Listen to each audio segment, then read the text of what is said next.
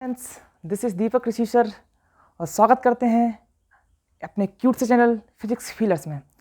बच्चा पार्टी, जैसा कि आपको पता है कि हम लोग first lecture physics class 12 chapter 1 electric charge and field का हम लोग ऑलरेडी पढ़ चुके हैं और आज हम लेके आए हैं class 12 electric charge and field chapter first का लेक्चर नंबर 2। हम सभी बच्चों से कहना चाहते हैं, अगर जिन बच्चों ने मेरा पहला लेक्चर नहीं देखा है, डिस्क्रिप्शन में जाएं, आपको पहले वीडियो की लिंक मिल जाएगी, वहां से सबसे पहले फर्स्ट वीडियो जरूर देखें, जिससे कि आपको इंट्रोडक्शन पता चल जाए चार्ज है क्या, और सारा का सारा इंट्रोडक्शन आपको वहां से मिल जाएगा। तो बच्चा पार्टी, आज हम स्टार्ट कर रहे हैं fundamental properties of charge. It is the second lecture of charge.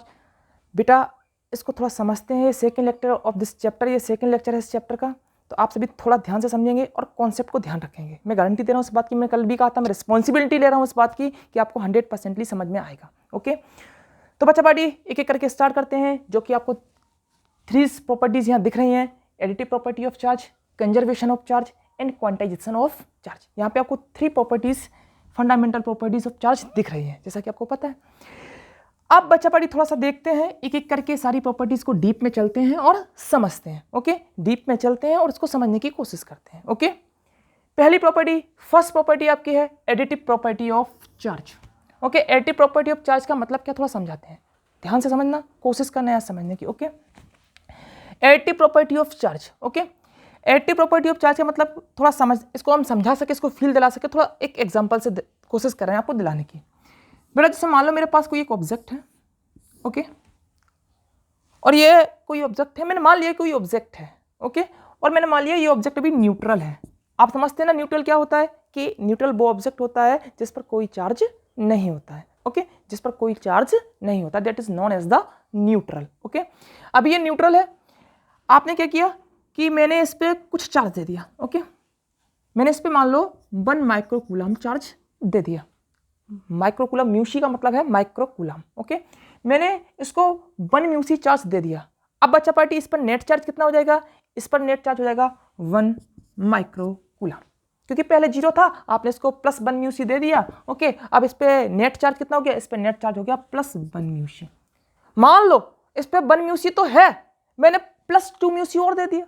समझना यहाँ पे, अभी इस पे +1 म्यूसी है, मैंने मान लिया कि इसको मैंने +2 म्यूसी चार्ज और दे दिया, इसको +2 म्यूसी चार्ज हमने इसको और दे दिया, तो +2 म्यूसी चार्ज मैंने इसको और दे दिया।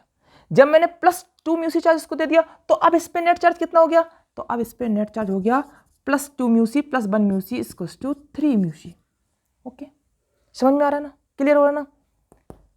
मान लिया कि इस पे +1 म्यूसी तो पहले से था ही, आपने दिया, +2 म्यूसी आपने और दिया, अभी जस्ट मैंने मान लिया अभी मैंने 3 म्यूसी चार्ज इसको और दे दिया। तो बच्चा पार्टी बताओ इस पर नेट चार्ज कितना हो गया, तो इस पर नेट चार्ज हो गया बच्चा पार्टी +1 म्यूसी +2 म्यूसी -3 म्यूसी। अगर हम बात करेंगे तो इसे फिर से न्यूट्रल हो गया। ओके, समझ में आ रहा है ना, ये फिर से न्यूट्रल हो गया। इस पर नेट चार्ज कितना हो गया, 0। आपने 1 म्यूसी दिया, 2 म्यूसी दिया, -3 म्यूसी दे दिया, तो इस पर नेट चार्ज कितना हो गया, इस पर नेट चार्ज हो गया 0, ये फिर से न्यूट्रल हो गया। मतलब मैं आपको और एग्जांपल से समझाऊं कि मान लो इस पर पहले आपने न्यूट्रल बॉडी थी, आपने पहले इस पर +2 म्यूसी दिया, तो इस पर नेट चार्ज हो गया 2 म्यूसी, पहले मान लो ये न्यूट्रल था, फिर आपने 3 + 3 म्यूसी दिया, तो कितना हो गया, 5 म्यूसी हो गया, 3 to 5। मान लो फिर आपने मान लो मैंने यहाँ पे दे दिया -1 म्यूसी चार्ज, तो इस पर नेट चार्ज कितना हो जाएगा, तो 3 to 5 - 1 इस पर हो जाएगा 4 म्यूसी। ओके, समझ में आया ना, यही एडिटिव प्रॉपर्टी है। आप अभी फील आएगा, अभी केवल एग्जांपल दिया, फील आ जाएगा समझ में। मतलब ये है कि जो नेट चार्ज है, जो दिए गए सारे चार्जेस को ऐड करने से मिले, या अलजेब्रिक सम से, ऐड नहीं बोलेंगे, अलजेब्रिक सम से मिले। मतलब किसी बॉडी को जो हम चार्ज दे रहे हैं, वो उसका जो नेट चार्ज है, उसका नेट चार्ज उस बॉडी को दिए गए सारे चार्जेस के अलजेब्रिक सम से मिले, उसको बोलते हैं हम एडिटिव प्रॉपर्टी। क्या बोलते हैं हम, एडिटिव प्रॉपर्टी। एडिटिव प्रॉपर्टी का मतलब यही है कि जो चार्ज हम दे रहे हैं, उन सारे चार्जेस का अलजेब्रिक सम कर लो, जो नेट चार्ज मिलने वाला है वही एडिटिव प्रॉपर्टी को रिप्रेजेंट कर रहा है। समझ में आ रहा है ना, वही एडिटिव प्रॉपर्टी को रिप्रेजेंट कर रहा है, वही एडिटिव प्रॉपर्टी को हमें दिखा रहा है। ठीक है, अब बच्चा पार्टी ये क्या समझो, इस चीज को ये चीज समझ में आ गई ना। मान लो कि ये बॉडी मेरे पास थी न्यूट्रल, आपने पहले Q1 दिया, फिर Q2 दिया, फिर Q3 दिया, फिर Q4 दिया, 4 तो बेटा इस पर नेट चार्ज कितना हो जाएगा, इस पर नेट चार्ज होगा Q1 plus Q2 plus Q3 plus Q4 dot Q1, जितना चार्ज आप इसको दे रहे हैं। कुल मिला के ये बात समझ में आ गई ना। इन सब चार्जेस का अलजेब्रिक सम कर दो तो जो हमें मिलेगा that is the net charge. वही नेट चार्ज जो अलजेब्रिक सम हमें मिल रहा है वही तो नेट चार्ज है, और यही एडिटिव प्रॉपर्टी है। ओके, ये बात समझ में आ गई कि नहीं? यस या नो? क्लियर हुआ ना? अब यहाँ पे एक वर्ड मैंने लगाया अलजेब्रिक सम। अलजेब्रिक सम का मतलब क्या होता है इसको समझा दें। अलजेब्रिक सम का मतलब होता है अलजेब्रिक सम हमेशा वेक्टर क्वांटिटी में कभी नहीं आएगा, ये स्केलर क्वांटिटी में आएगा। कैसी क्वांटिटी में आएगा? स्केलर क्वांटिटी में। वेक्टर क्वांटिटी में आप गलती मत करना कि अलजेब्रिक सम वेक्टर क्वांटिटी में आ सकता है, नहीं आएगा। ये किस में आएगा? ये आएगा केवल स्केलर क्वांटिटी में। ओके, क्योंकि इसको साइन के साथ सम करना होता है। किसके साथ? साइन के साथ। मान लो आपने यहाँ पे -Q4 दे दिया तो यहाँ आप कर सकते हैं प्लस माइनस Q4। ओके, इसको बोलते हैं हम अलजेब्रिक सम। अलजेब्रिक सम हमेशा स्केलर क्वांटिटी में आता है, ना कि वेक्टर क्वांटिटी में। ओके, थोड़ा सा सस्पेंस आपको बिल्कुल नहीं होना चाहिए, थोड़ा सा क्या, बिल्कुल भी नहीं होना चाहिए इसमें। ठीक है, समझ रहे हो ना बच्चा पार्टी? क्लियर हुआ ना? आई होप समझ में आ रहा होगा ना? No doubt. पहुंचते हैं सेकंड प्रॉपर्टी पर। ओके बेटा, इसको अगर लिखना चाहते हैं तो आप लिख लीजिएगा। ओके, राइट करना चाहते कर दीजिएगा, स्क्रीनशॉट ले लीजिएगा, ले लीजिएगा।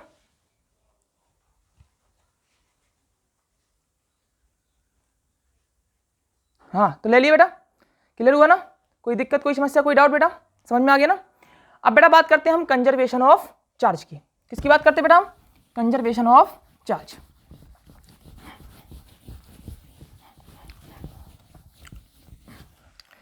चलिए कंजर्वेशन ऑफ चार्ज की बात करते हैं। Conservation of charge.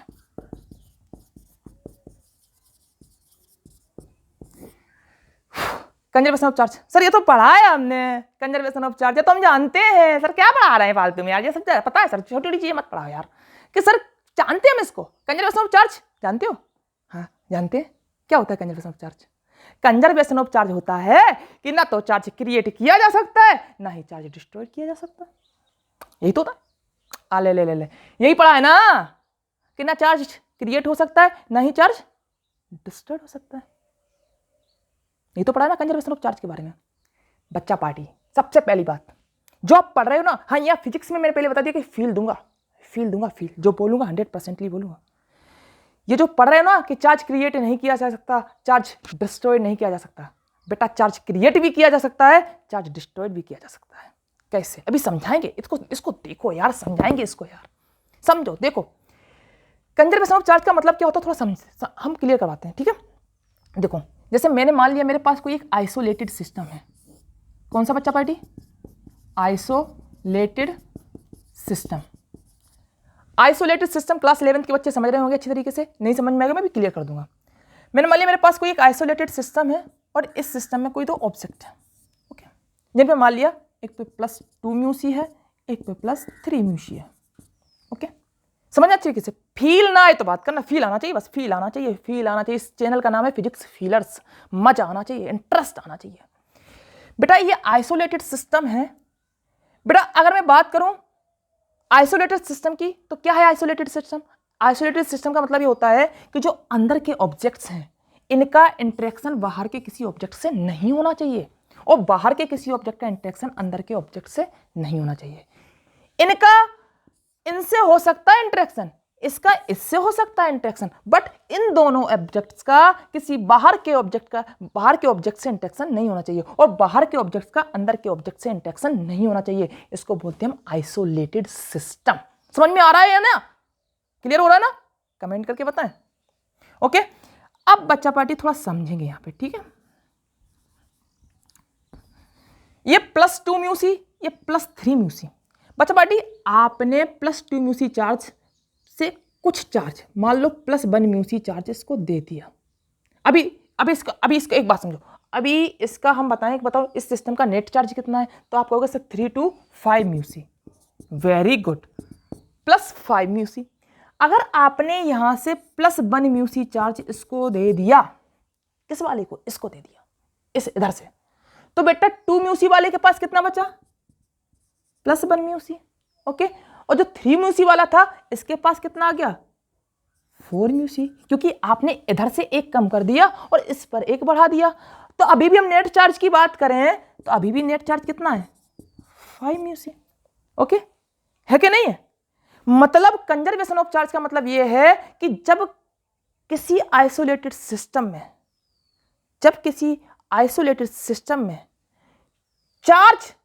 चार्ज का इंटरेक्शन हो, आइसोलेटेड सिस्टम में चार्ज का इंटरेक्शन हो, पर इसका नेट चार्ज हमेशा कांस्टेंट रहे, इसका नेट चार्ज हमेशा कंजर्व रहे, नेट चार्ज चेंज ना हो, उसको बोलते हैं हम कंजर्वेशन ऑफ चार्ज। फिर समझो, जब किसी आइसोलेटेड सिस्टम में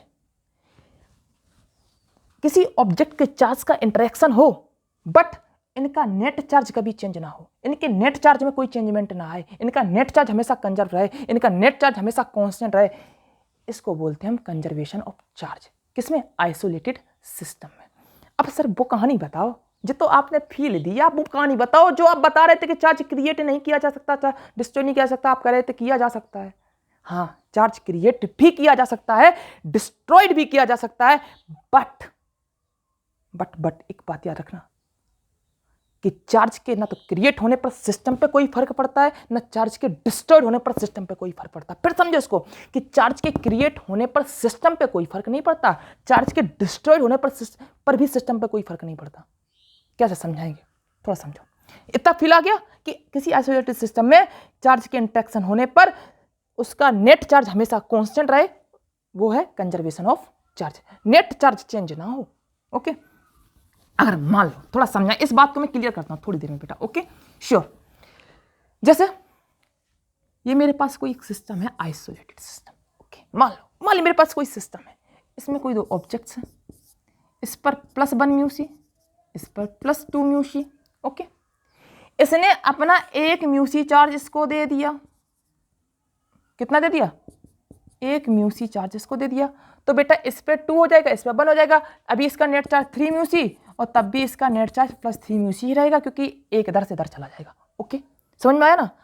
अब हमने मान लो कि यहां से 1 म्यू सी चार्ज डिस्ट्रॉयड हो गया। कितना हो गया? 1 म्यू सी चार्ज कितना हो गया? डिस्ट्रॉयड हो गया। ओके, जब 1 म्यू सी चार्ज डिस्ट्रॉयड हो गया बच्चा पार्टी, तो यहां पे नेट चार्ज कितना बचा? यहां पे नेट चार्ज बचा 1 म्यू सी, ये तो पहले से था इस पे।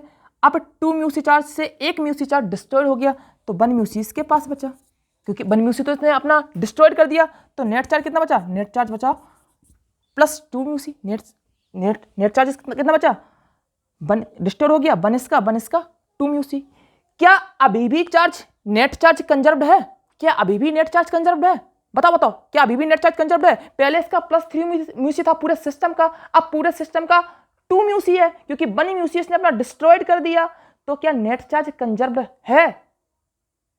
नेट चार्ज कांस्टेंट है? अब भी नहीं है। तो सर ये कंजर्वेशन ऑफ चार्ज है ही नहीं। अगर आप चार्ज को डिस्ट्रॉयड कर रहे हैं तो ये कंजर्वेशन ऑफ चार्ज है ही नहीं, तो फिर है क्या? बच्चा पार्टी यहां समझना है कि कभी भी चार्ज इस तरीके से डिस्ट्रॉयड नहीं होता कि आपने कहा 1 म्यू सी चार्ज हम इसको डिस्ट्रॉयड कर दें, कभी इस तरीके से डिस्ट्रॉयड नहीं होता। चार्ज डिस्ट्रॉयड होता है, चार्ज क्रिएट भी होता है, लेकिन सिस्टम पे कोई इफेक्ट नहीं पड़ता। कैसे समझाते हैं थोड़ा सा, देखो इधर देखो। मान लिया किसी पॉइंट ऑफ टाइम में +Q चार्ज क्रिएट हुआ। ओके, किसी पॉइंट ऑफ टाइम में कितना चार्ज क्रिएट हुआ बच्चा पार्टी? +Q charge. तो बेटा जब +Q चार्ज क्रिएट होगा तो बेटा -Q चार्ज भी उतना ही नेगेटिव भी क्रिएट होगा। ओके, जब +Q चार्ज क्रिएट हुआ तो उतना ही नेगेटिव चार्ज भी क्रिएट होगा। अगर हम बात करें कि नेट चार्ज कितना क्रिएट हुआ, तो नेट चार्ज क्रिएट हुआ बेटा 0, क्योंकि +Q क्रिएट हुआ उसके साथ -Q भी क्रिएट हुआ, तो नेट चार्ज कितना क्रिएट हुआ? 0। तो क्या सिस्टम पे इफेक्ट पड़ा? नहीं पड़ा। 0 जितना था उसमें +0 और कर दो, कोई इफेक्ट पड़ा? चार्ज के क्रिएट होने पर सिस्टम पे कोई इफेक्ट नहीं पड़ रहा है। कहो चार्ज क्रिएट नहीं हुआ? चार्ज बिल्कुल क्रिएट हुआ। तो हम कैसे कह सकते हैं चार्ज क्रिएट नहीं हो सकता, चार्ज डिस्ट्रॉयड नहीं हो सकता? चार्ज क्रिएट भी होगा, चार्ज डिस्ट्रॉयड भी होगा। मान लो कोई चार्ज किसी पॉइंट ऑफ टाइम में +Q डिस्ट्रॉयड हुआ, तो -Q भी डिस्ट्रॉयड होगा। होगा कि नहीं होगा? अब प्लस क्यू डिस्ट्रॉयड हुआ, माइनस क्यू भी डिस्ट्रॉयड हुआ, तो इसका मतलब नेट कितना चार्ज डिस्ट्रॉयड हुआ? 0। क्या सिस्टम पे इफेक्ट पड़ा? सिस्टम पे कोई इफेक्ट नहीं पड़ा, कच्छू इफेक्ट नहीं पड़ा। सिस्टम पे जितना चार्ज नेट था उतना ही है। नेट चार्ज में कोई चेंजमेंट नहीं हुआ, नेट चार्ज हमेशा कंजर्व रहा। चार्ज डिस्ट्रॉयड हुआ और क्रिएट भी हुआ, बट नेट चार्ज पे कोई इफेक्ट नहीं पड़ा। यह होता है कंजर्वेशन ऑफ चार्ज। क्या मेरी बात आपको समझ में आई या नहीं? यस या नो में आंसर दें, कमेंट में जरूर बताएं। चलते हैं third, it is very important, quantization of charge. कौन सा बेटा? Quantization of charge. Okay, self notes बनाए।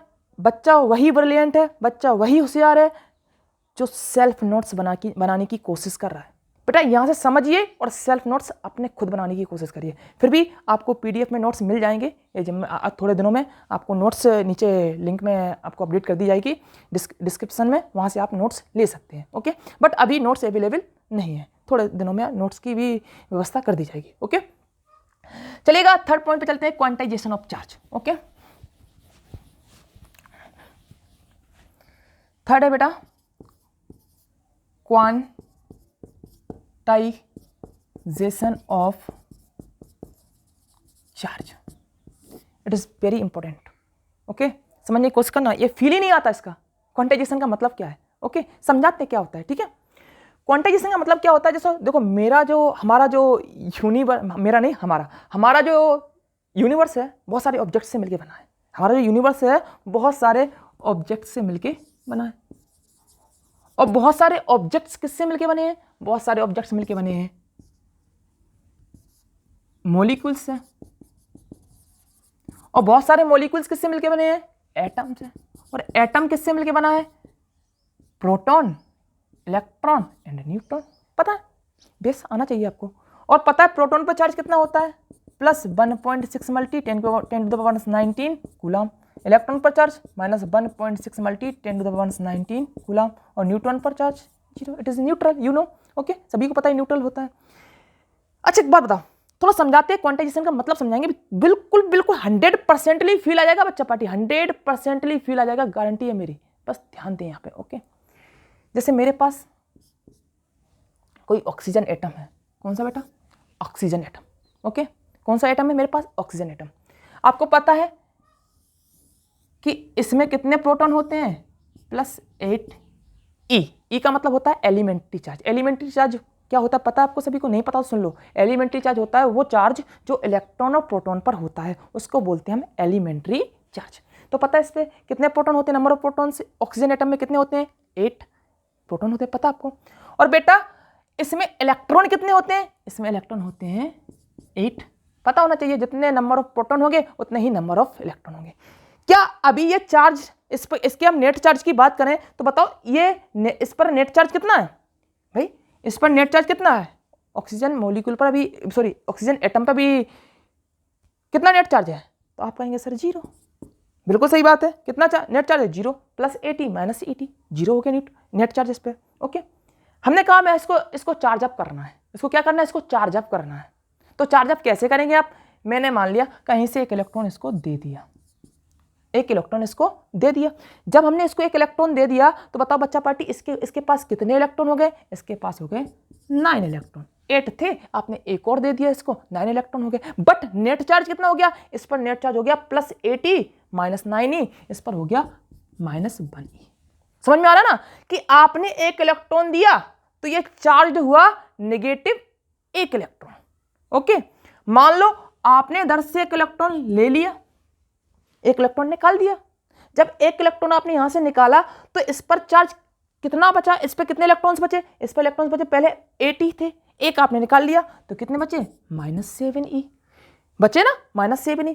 जब इस पर एक इलेक्ट्रॉन निकालने से आपके पास -7e चार्ज इलेक्ट्रॉन्स बचे तो बताओ नेट चार्ज कितना हुआ? नेट चार्ज हुआ इसके पास +1e, +80 - 7e = +1e। बचा कि नहीं बचा? यस या नो? मतलब जब आप इलेक्ट्रॉन दे रहे हैं इसको तो ये नेगेटिव चार्ज है, और जब आप इलेक्ट्रॉन निकाल रहे हैं तो ये पॉजिटिव चार्ज है। समझ में आ रहा है ना? अब इस कंडीशन पर ये एटम नहीं हुआ।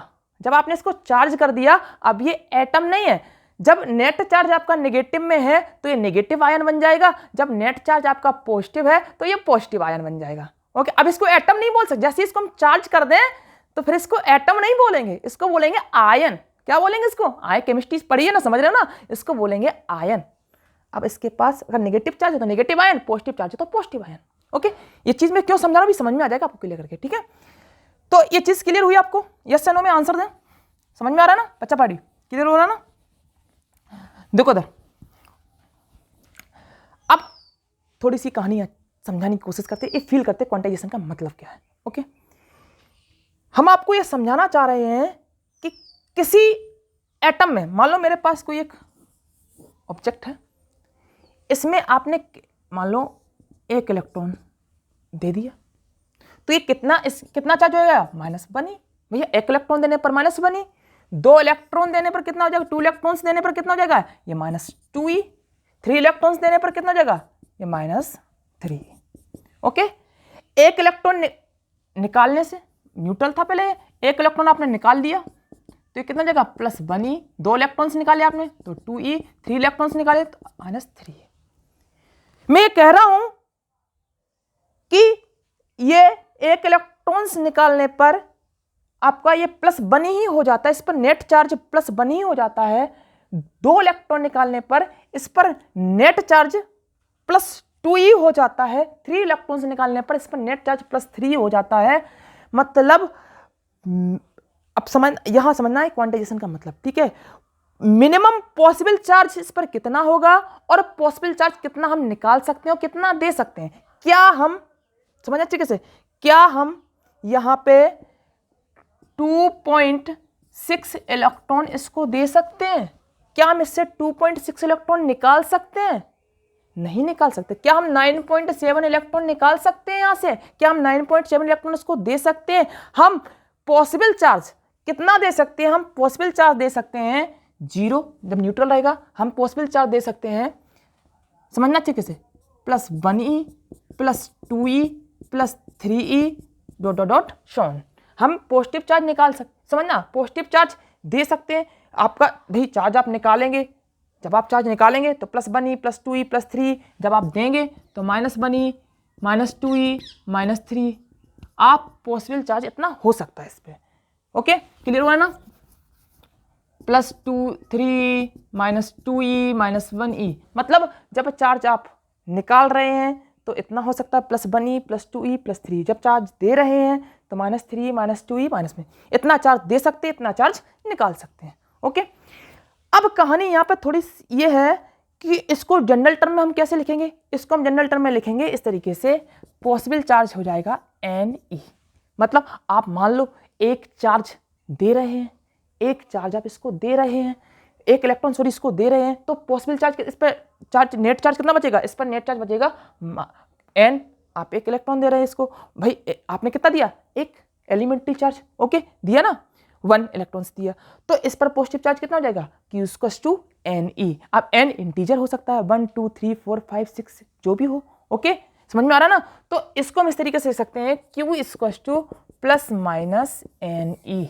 क्या लिख सकते हैं? +-Ne। या तो वो +1 ही हो सकता है या -1 ही हो सकता है, +2e हो सकता है, -2e हो सकता है, +3e हो सकता है, -3e हो सकता है। आप निकाल रहे हैं या दे रहे हैं वो उस पर डिपेंड करता है। मैंने समझा दिया आपको कि चार्ज जब आप चार्ज देंगे तो -1e, जब चार्ज आप निकालेंगे तो +1e। अगर एक इलेक्ट्रॉन दे रहे हैं तो, अगर आपने 3 इलेक्ट्रॉन दिए इसको तो नेट चार्ज हो जाएगा +3, दिए तो कितना हो जाएगा नेट चार्ज? सॉरी -3। आपने निकाला कितना हो जाएगा? +3। ओके, जितना चार्ज आप उसको दे रहे हो उतना ही वो चार्ज हो जाएगा। अब निकालने और देने पर साइन डिपेंड करता है, देने पर साइन होता है माइनस का और निकालने पर साइन होता है प्लस का। क्लियर हुआ ना? यस या नो? समझ में आ रहा ना बच्चा पार्टी? कोई दिक्कत, कोई समस्या, कोई डाउट तो नहीं, मन में कोई क्वेश्चन तो नहीं? यस या नो में आंसर दें, बोले यस या नो। क्लियर हुआ ना? चलिए, इतनी बात क्लियर हुई। अब हम समझा रहे हैं तुम्हें थोड़ा सा कॉन्सेप्ट को कि इसको हम डिफाइन कैसे करेंगे। इसको डिफाइन करेंगे, the possible charge are integral multiple of elementary charge. The possible charge are integral multiple of elementary charge, it is known as quantization of charge, इसी को बोलते हैं हम क्वांटाइजेशन ऑफ चार्ज। समझ में आया? क्लियर होना बच्चा पार्टी? कोई मन में क्वेश्चन, कोई मन में डाउट तो नहीं? क्या तीनों प्रॉपर्टीज आपको क्लियर हुई? ओके, समझ में आया ना? मन में कोई क्वेश्चन, मन में कोई डाउट तो नहीं बेटा? होना भी नहीं चाहिए, बिल्कुल सिंपल तरीके से समझाया आपको, बहुत अच्छी तरीके से फील कराया है, ठीक है। और फिर भी अगर कोई क्वेश्चन है तो आप पूछ सकते हो। तो बताओ मिनिमम पॉसिबल चार्ज कितना होगा बेटा? Minimum possible charge, minimum possible charge कितना है बताओ? मिनिमम पॉसिबल चार्ज हो सकता है बेटा प्लस ई माइनस ई, या तो आप एक इलेक्ट्रॉन ले सकते हैं, एक इलेक्ट्रॉन दे सकते हैं। इससे कम इलेक्ट्रॉन ले सकते हैं या दे सकते हैं? आप बताओ, इससे कम इलेक्ट्रॉन ले सकते हैं या दे सकते हैं? बोलो यस या नो, दे सकते हैं या ले सकते हैं? हाँ, मिनिमम पॉसिबल चार्ज आपका प्लस ई माइनस ई है, लेकिन कुछ जगह पर जब हम क्वार्क्स पढ़ते हैं, आगे समझाएंगे आपको, जब हम क्वार्क्स पढ़ेंगे, क्या पढ़ेंगे बेटा? क्वार्क्स। यहाँ समझो थोड़ा सा, जब हम क्वार्क्स पढ़ेंगे तो वहाँ थोड़ा समझाएंगे। जब हम क्वार्क्स पढ़ेंगे तो वहाँ पे हम जो चार्ज, क्वार्क्स भी दो तरीके के, एक अप और दूसरा डाउन। तो डाउन क्वार्क्स में क्या होता है? +2/3 टाइम्स ऑफ एलिमेंट्री चार्ज, और डाउन क्वार्क्स में होता है -1/3 टाइम्स ऑफ एलिमेंट्री चार्ज। तो minimum possible charge +2/3 elementary charge का, मतलब क्वार्क्स में, या -1/3 इलेक्ट्रॉन, ये भी हो सकता है, ठीक है। समझ में आया कि नहीं आया? तो इस तरीके से होता है क्वांटाइजेशन ऑफ चार्ज। तो बच्चा पार्टी मिलते हैं फिर एक नेक्स्ट वीडियो में इसी जोश के साथ, इसी जज्बे के साथ। चैनल को लाइक, सब्सक्राइब, वीडियो को लाइक, सब्सक्राइब और शेयर करना ना भूलें। Thank you, take care.